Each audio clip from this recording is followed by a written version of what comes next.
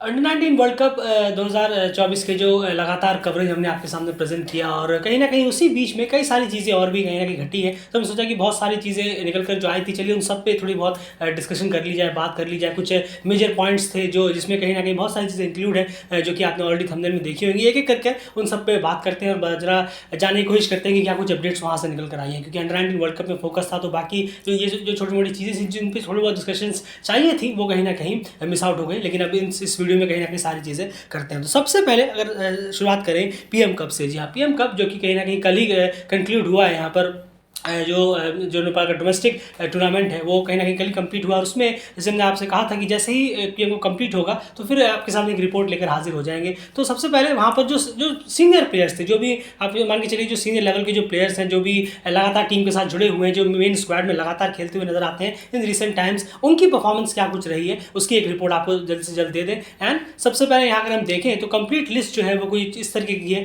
जो परफॉर्मेंस कहीं ना कहीं सारे प्लेयर्स की रही है। बिल्कुल, अगर हम बात करें रोहित पौडेल की, तो उन्होंने 9 इनिंग्स में 273 रन किए हैं। और उसके बाद हम बात करें आरिफ, विकेट भी उन्होंने साथ ही में लिए हैं। यहाँ पर 14 विकेट उन्होंने निकाले हैं। वहीं पर अगर हम आरिफ शेख की बात करें तो 8 इनिंगों में उन्होंने 252 रन बनाए हैं। और उसके बाद कुशल मल्ला को अगर हम देखें तो यहाँ पर 10 इनिंगों में 246 रन उन्होंने बनाए हैं। स्ट्राइक रेट काफ़ी अच्छा रहा है कुशल मल्ला का, 100 का स्ट्राइक रेट भी तेज़ी के साथ उन्होंने इस टूर्नामेंट में रन किए। बिल्कुल, और साथ ही साथ उन्होंने इसमें साथ 15 विकेट भी कहीं ना कहीं निकाले हैं। वहीं बात करें आसिफ शेख की तो 6 इनिंग में 204 रन उन्होंने किए 34 के एवरेज से। वहीं अगर हम देखें दीपेंद्र सिंह एरी का तो उन्होंने 6 इनिंग में 165 रन किए 33 के एवरेज से। और साथ साथ में यहाँ पर अगर हम देखें 15 विकेट्स भी कहीं ना कहीं उन्होंने यहाँ पर निकाले हैं। तो ऑलराउंड परफॉर्मेंस देने की यहाँ कोशिश उन्होंने जरूर की है। वहीं बात करें कुशल भुरतेल की तो 9 इनिंग में उन्होंने 163 रन किए 18 के एवरेज से, जो कि कहीं ना कहीं काफ़ी ज़्यादा, यानी आप कह सकते हैं कुशल भुरतेल काफ़ी खराब गया है ये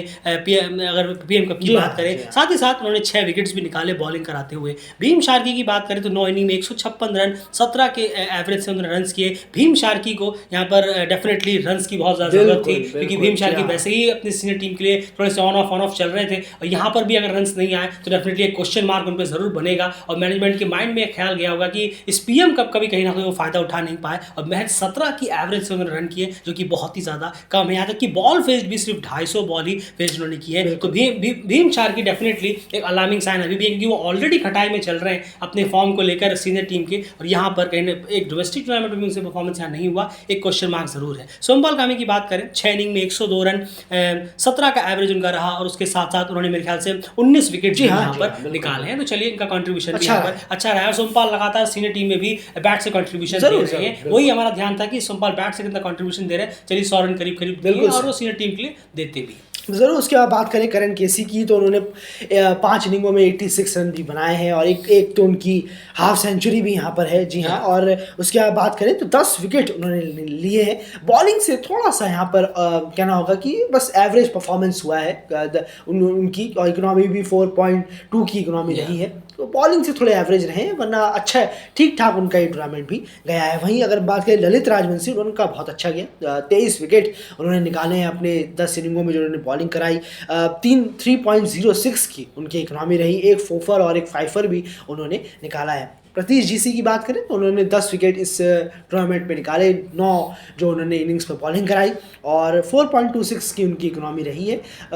थोड़ा सा और बेहतर होता टूर्नामेंट तो और अच्छा। बिल्कुल सही कहा, क्योंकि प्रतीश जीसी का टूर्नामेंट हम कहें इतना खास नहीं गया है। 9 इनिंग्स में 10 विकेट कहीं ना कहीं उन्होंने यहाँ पर निकाले हैं। और इकॉनमी उनकी ठीक ज़रूर है, लेकिन जिस तरह से सीनियर टीम में भी अगर हम देखें जगह बनाने के लिए डेफिनेटली आपका परफॉर्मेंस थोड़ा सा इससे और ज़्यादा बेहतर यहाँ पर की डिमांड ज़रूर यहाँ पर थी, एक लेफ्ट आर्म पेसर होने के नाते। तो ये कुछ परफॉर्मेंस रिपोर्ट थी। यहाँ पर जैसे हमने आपको बताया कि भीम शार्की जो है वो एक काफ़ी अलार्मिंग साइन नजर आया। उनका परफॉर्मेंस अच्छा होना चाहिए था, क्योंकि ऑलरेडी वो काफ़ी डामाडोल चल रहे हैं सीनियर टीम के लिए। कुशल भुरतेल का पीएम कप में परफॉर्मेंस अच्छा नहीं रहा, लेकिन फिर भी कोई दिक्कत नहीं है, वो सीनियर टीम के लिए अच्छा कर रहे हैं, तो वहाँ पर उनकी कंटिन्यूटी बनी रहेगी। बाकी सब ने बेहतर किया है। यहाँ पर अगर हम देखें आसिफ ने भी लगभग 30+ का एवरेज यहाँ पर रखा है, 34 का एवरेज उन्होंने रखा है। दीपेंद्र सिंह ने अच्छा किया है, आरिफ शेख ने अच्छा किया है। जी हाँ, उन्होंने वापस से कहीं ना कहीं एक मैनेजमेंट के माइंड में डाला है कि जो 50 के 51 के आसपास का उन्होंने एवरेज रन्स किए हैं। देखना होगा आप मैनेजमेंट उनके बारे में क्या कुछ डिसीजंस लेते हैं जब भी वो स्क्वाड सेलेक्ट करेंगे, खास करके क्रिकेट वर्ल्ड कप लीग 2 की, तब की हम बात कर रहे हैं, कनाडा के खिलाफ नहीं, क्रिकेट वर्ल्ड कप लीग 2 की। और बाकी सब ठीक यहाँ पर रहे हैं। परफॉर्मेंस जो है रोहित पड़ाल का 30 का करीब एवरेज रहा है, जो कि थोड़ा सा और ज़्यादा हो सकता था तो और बेहतर होता, लेकिन उन्होंने विकेट्स निकाले। विकेट्स पर हम यहाँ बात नहीं करेंगे, मेन उनका जो काम है वो है बैटिंग से, लेकिन बैटिंग से 30 का एवरेज है, थोड़ा ये कम से कम 35 से 38 होता तो चलिए और बेहतर यहाँ पर होता। अब जो बचे हैं इसके अलावा जिन्होंने यंग प्लेयर, जिन्होंने जो कि या फिर अनकैप्ड प्लेयर्स जिन्होंने पीएम कप में परफॉर्मेंस दी है, उनकी बात हम तब करेंगे जब हम नेपाल ए की बात करेंगे। बिल्कुल किसी और वीडियो में जब नेपाल ए सेल की डिस्कशन चलेगी तब उन सब प्लेयर्स की बात करेंगे कि उन प्लेयर्स को कहाँ फिट रहना चाहिए, क्या नहीं, कैसी परफॉर्मेंस उनकी थी। उनमें बहुत सारे नाम से हमारे माइंड में ऑलरेडी हैं जिन पर हमने डिस्कस किया था कल, लेकिन वो अलग से एक वीडियो में प्रेजेंट करेंगे। चलिए अब बात करते हैं अगले एक क्वेश्चन की। एंड अर्जुन कुमल, आकाश चंद्र, सुभाष भंडारी, नो डाउट ये अंडर 19 वर्ल्ड कप में नेपाल के बेस्ट परफॉर्मेंस, मतलब बेस्ट परफॉर्मेंस मेरा मतलब है इंप्रेस करने में कामयाब कहीं ना कहीं रहे हैं। देव खनिल भी रहे, देव खनिल तो ऑलरेडी अपना डेब्यू कर चुके हैं नेशनल के लिए, इसलिए हम इन तीनों की बात कर रहे हैं यहाँ पर। आपको क्या लगता है कि इन तीनों को सीधा सीनियर टीम में पिक कर देना चाहिए? ये क्वेश्चन भी काफ़ी अभी रिसेंटली हमसे भी पूछा गया, तो इसका एक बार जवाब दे देते हैं, सिंपल लेकिन एक सरल वे में, और उसके पीछे रीजंस क्या होगा, पिक करना नहीं करना, दोनों के पीछे रीजंस क्या होगा? नहीं जरूर, देखिए पिक करने का रीज़न तो अभी फिलहाल कहा, इतना एक्सपीरियंस पहले लेना होगा इन्हें, खेलना होगा, डोमेस्टिक खेलना होगा आपको। नेपाल ए की जो साइड बन रही है उसमें आप जगह बना सकते हैं ज़रूर, उसमें जाएं, टूर करें, ट्रैवल करें, जाके देखें। इंटरनेशनल खेलने का जो एक प्रेशर है और एक अंडर 19 का या डोमेस्टिक खेलने का प्रेशर है वो बहुत अलग होता है। तो लेकिन आप खेलते चले जाएंगे ये मैचेस डोमेस्टिक के, उसके बाद आप टूर पे जाएंगे तो बहुत बेहतर होगा। डायरेक्टली अगर किसी को ए साइड में माफ़ कीजिएगा नेशनल टीम में ले लिया जाए ये बोलकर कि उस प्लेयर का परफॉर्मेंस खराब है ज़रूर है, लेकिन किसी और को ले सकते हैं आप जिसने थोड़ा बहुत इंटरनेशनली खेला भी हो, लेकिन अभी थोड़ा सा रिदम से बाहर चल रहे हो, फॉर्म ढूंढ रहे हो अपनी डोमेस्टिक से। लेकिन डायरेक्टली ऐसे प्लेयर्स जो कि अंडर 19 की साइड के प्लेयर्स हैं, उन्होंने वहाँ छाप छोड़ी थी, ये बोलकर आप उन्हें वर्ल्ड क्रिकेट लीग 2 में ले लें या फिर इंटरनेशनल में खिलाएं, थोड़ा सा इससे बचने की ज़रूरत है। शायद होगा भी यही कि इतनी जल्दी नहीं लिया जाएगा, नेपाल ए में ही ज़रूर इन तीनों को ट्राई किया जाए। बिल्कुल, तो कहीं ना कहीं क्लियर कट है कि अर्जुन कुमल, सुभाष भंडारी और आकाश चंद, इन तीनों को सीधी सी बात है सीनियर टीम के बजाय नेपाल ए साइड में अगर डाला जाए तो बहुत बेहतर रहेगा। वहाँ पर ये और अच्छे से कहीं ना कहीं तब कर फिर कहीं ना कहीं आगे जाकर अपनी टीम में जगह बनाए तो और बेहतर होगा, क्योंकि कई सारी चीज़ें हैं जिन्हें अभी बेहतर करनी बाकी हैं। उसके बाद अगर अगले चीज़ की यहाँ बात करें तो अगला पॉइंट है क्रिकेट वर्ल्ड कप लीग 2 से रिलेटेड। जी हाँ, अभी भी हमें लगता है कि logically cricket world cup league 3 इसे नाम देना चाहिए था, लेकिन क्रिकेट वर्ल्ड कप लीग 2 बिल्कुल भी समझ से परे, आखिर इसका नाम फिर से लीग 2 ही कैसे पड़ गया, लीग 3 होना चाहिए था। खैर, लेकिन जो भी है अब कहीं ना कहीं दिन जो है वो सिर्फ 13 करीब बचे हैं, 12-13 दिन बचे हैं इस क्रिकेट वर्ल्ड कप लीग को। और बहुत, जैसे हमने आपसे पहले भी कहा था कि बहुत अलग तरीके की एक्साइटमेंट इस लीग को लेकर है, क्योंकि यहाँ पर नीदरलैंड्स ओडीआई सुपर लीग खेल कर आ रहा है। देखना पड़ेगा कि वो एस्ट्रेलिया के खिलाफ किस तरीके का परफॉर्मेंस देता है। और दूसरी तरफ कनाडा यहाँ पर आई है, अब वही देखना पड़ेगा कि क्या कनाडा पीएनजी से बेहतर परफॉर्मेंस दे पाएगी या फिर क्या पता यूएसए और बाकी टीमों से भी बेहतर परफॉर्मेंस हमें देते हुए मिले, क्योंकि पीएनजी ने जो है वो उस क्रिकेट वर्ल्ड कप लीग 2 में कहीं ना कहीं बहुत ही डिजास्टर शो किया था। आप पीएनजी को कितना भी पसंद कर लें, लेकिन ये कहना बिल्कुल गलत नहीं होगा कि पीएनजी ने कहीं ना कहीं, जब भी पीएनजी उस राउंड में होती थी तो एक टीम का जो है एक कॉन्टेस्ट वैसे ही खत्म हो जाता। तो मान के चलिए, एग्जाम्पल मैं कह रहा हूँ, नेपाल ओमान और पीएनजी ये एक सीरीज है, तो ये समझ के चलिए कि नेपाल ओमान में टक्कर होनी है, पीएनजी को हर कोई मैच वहाँ पर हारता। तो ये चीज़ यहाँ पर ना हो, इस चीज़ के लिए भी एक्साइटमेंट, क्योंकि कनाडा अगर सेंध मारने में भी कामयाब रहा तो क्रिकेट वर्ल्ड कप लीग 2 जो है, जो कि लीग 3 होना चाहिए था,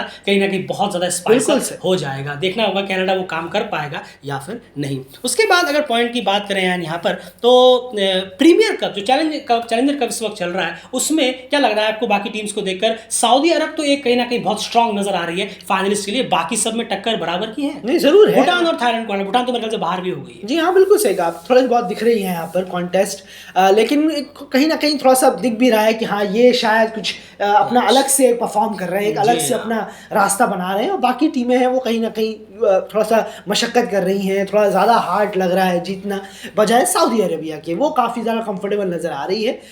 एक जापान को देखना होगा हमें कैसे उसके लिए वो अपने लिए, जापान वैसे सिंगापुर होगा मेरे ख्याल से, बिल्कुल तो काफ़ी कुछ क्लियर हो जाएगा, अपने रास्ते किस तरीके से वो आसान करती है, ये देखने वाली बात हो। बिल्कुल नज़र बनी हुई है, लेकिन क्लियरली सऊदी अरब जो है वो बहुत स्ट्रांग नज़र आ रही है फिलहाल के लिए, और फाइनलिस्ट बनने की पूरी चांसेस उनके हैं, अनलेस T20 है, कुछ अगर उलट-पलट हो जाए तो बात अलग है, लेकिन सऊदी अरब बहुत चांसेस लग रहे हैं कि प्रीमियर कप में जाए। उनके साथ-साथ एक और टीम जाएगी, वो कौन सी होगी उसमें अभी भी जदोजहद जारी है। उसके बाद अगले पॉइंट की यहाँ बात करें तो कनाडा जो है अपना ओडीआई कैंपेन जो है वो फाइनली शुरू करने वाला है। नेपाल के खिलाफ उनकी शुरुआत होने वाली है 10 तारीख से, जो ओडीआई सीरीज शुरू होगी। ओडीआई स्टेटस मिलने के बाद, ये वाला ओडीआई स्टेटस मिलने के बाद पहली बार होगा कि वो ओडीआई खेलेंगे। कोई ओडी तो वो ऑलरेडी खेल रहे हैं मलेशिया और हांगकांग से, लेकिन ओडीआई खेलेंगे तो देखना पड़ेगा। यहाँ से भी कुछ झलकियाँ हमें मिलेंगी, जो हम अभी कुछ देर पहले हमने कहा कि क्या ये पीएनजी से बेटर कर पाएंगे या फिर कुछ और टीमों से बेटर कर पाएंगे। बिल्कुल सही कहा, तभी तो मैंने ये चीज़ कही है कि नेपाल के खिलाफ उनके घर में है, तो डेफिनेटली ओडीआई कैंपेन की इससे अच्छी शुरुआत हो नहीं सकती। और काफ़ी कुछ हमें हिंट मिल जाएंगे कि कनाडा किस तरह से हमें परफॉर्मेंस करता हुआ नजर आ सकता है आने वाले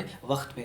उसके बाद अगला सेक्शन जो है, एंड ये अब आपको बताना होगा, इस वक्त एशियन प्लेयर जो है कई सारे डिफरेंट लीग्स में हमें खेलते हुए नजर आ रहे हैं। कुछ 4 प्लेयर्स अलग अलग लीग्स में है, कौन कौन सी लीग्स में है, क्या कुछ प्लेयर्स हैं और उनके बारे में डिटेल्स आप कब देने वाले हैं? जरूर, देखिए टूर्नामेंट चल रहा है, टूर्नामेंट के खत्म होने के बाद डेली क्रिकेट जरूर डिटेल लेके आएगा उन प्लेयरों के बारे में। ILT20 में तकरीबन अगर हम यूएई के प्लेयर को मिलाकर और बाहरी एसोसिएट्स को मिलाकर हम बात करें तो तकरीबन 15 या 18 प्लेयर हैं वहाँ पर मौजूद ILT20 में। और BBL में एक ही प्लेयर है, जी हाँ, एक ही प्लेयर वहाँ पर खेल रहे हैं। तो एक्चुअली में 2-3 प्लेयर, लेकिन उन्हें बेंच पे रखा गया है। एक प्लेयर है जो कंटिन्यूसली, बिलाल खान है। बिल्कुल बिल्कुल सही कहा आपने, वो है। और बिलाल खान जो कंटिन्यूसली खेले जा रहे हैं, उनके बारे में भी हम आपको ज़रूर बताएंगे। तो बहुत अच्छा टूर्नामेंट जा रहा है उनका, कंक्लूसिव होते ही उनके बारे में भी हम यहाँ पर आपको डिटेल ज़रूर देंगे। ILT20 और साउथ अफ्रीकन T20 लीग में कोई ऐसे प्लेयर्स, इतने पूल है नहीं एसोसिएट्स का, मुश्किल से शायद एक भी नहीं है वहाँ पर, जितना हमारा अंदाज़ा है, या एक है। लेकिन ILT20 और BPL इस वक्त जो चल रहे हैं उसमें प्लेयर्स मौजूद हैं। बिल्कुल, और जैसे कि हमने आपको अपडेट दे दी थी इससे पहले ही, कहीं ना कहीं 1 दिन पहले, कि मोहम्मद वसीम जो है वो PSL खेलने के लिए जा रहे हैं इस्लामाबाद यूनाइटेड के लिए। अगर उन्हें मैच मिल जाता है, जो कि उम्मीद तो है मिलेगा जरूर, क्योंकि जिस तरह का उनका परफॉर्मेंस रहता है उससे उम्मीद है कि एक डिस्ट्रक्टिव ओपनर डिमांड रहेगी उनकी। अगर उन्होंने एक आध मैच खेला और उसमें चल गए तो फिर PSL में कहीं ना कहीं वो रेगुलर कस्टमर हो जाएंगे, अगर आपको दोहराई नहीं है। लास्ट एक और पॉइंट यहाँ पर निकल कर आया था रिसेंटली, जो कहीं ना कहीं ढक गया अंडर-19 वर्ल्ड कप की लगातार हमारी कवरेज से। खैर वो बात कर रहे हैं कि हम जापान और इंडोनेशिया को ACC की अब फुल मेंबरशिप मिल गई। जरूर, जी हाँ, ये फुल मेंबरशिप वाली नहीं, ACC की फुल मेंबरशिप मिल गई। अब तक जो जापान और इंडोनेशिया है वो एज अ इन्वाइटी के तौर पर ACC के इवेंट्स खेल रहे थे, क्वालिफायर हो, चैलेंजर कप वगैरह हो, या फिर अगर वो उससे पहले क्रॉस किया तो प्रीमियर कप वगैरह हो। लेकिन अब जो है वो ऑफिशियली ACC के मेंबर्स कहीं ना कहीं एज मेंबर्स अलॉट कर दिए गए। तो अब जापान और इंडोनेशिया ACC के हर साइकिल को, हर इवेंट को खेलेंगे, चाहे वो अंडर-19 का हो, चाहे वो वुमेन्स का हो, या फिर वो सीनियर टीम का ही क्यों ना हो। और यहाँ से इससे एक और चीज़ इंक्लूड है, वो है तजाकिस्तान। जी हाँ, तजाकिस्तान को जो ACC का मेंबरशिप था उसको लेकर भी कहीं ना कहीं डावाडोल था, और फिलहाल ACC ने क्लियर किया है कि तजाकिस्तान को फिलहाल प्रोविजनल बेसिस पे, यानी अभी टेम्पररी बेसिस पर कहीं ना कहीं मेंबरशिप जो है अलॉट कर दी गई है। लेकिन ACC पूरा जाकर वहाँ पर जाकर इससे अपना एक डेलीगेशन भेजकर वहाँ चेक करेगा, कई सारी चीज़ें देखेगा, क्या कुछ क्राइटेरियाज वगैरह कंप्लीट है या फिर नहीं है। उसके बाद कहीं ना कहीं परमानेंट मेंबरशिप के बारे में कुछ सोचेगा तजाकिस्तान को लेकर। लेकिन फिलहाल तजाकिस्तान को एक प्रोविजनल बेसिस पर या फिर एक टेम्पररी बेसिस पर ACC मेंबरशिप जरूर प्रोवाइड करा दी गई है। तो यही कुछ मेरे टॉपिक पॉइंट्स हैं, और कुछ आपके माइंड में? नहीं, फिलहाल इस वीडियो में इतना है। बाकी जो भी अपडेट्स आपको लगातार मिलती रहेंगी, इन सब पे आपकी क्या राय है, कमेंट बॉक्स ओपन है, जरूर रखिए। जरूर चैनल को सब्सक्राइब जरूर रखिए। लगातार एशियन क्रिकेट के पॉइंट्स पे, सारे टॉपिक्स पे हम डिस्कशन करते रहते हैं, और भी कई सारी इंटरेस्टिंग वीडियोस लगातार आती रहेंगी। और कम्युनिटी टैब चेक करना मत भूलिएगा। फिलहाल इस वीडियो में इतना ही, बाय।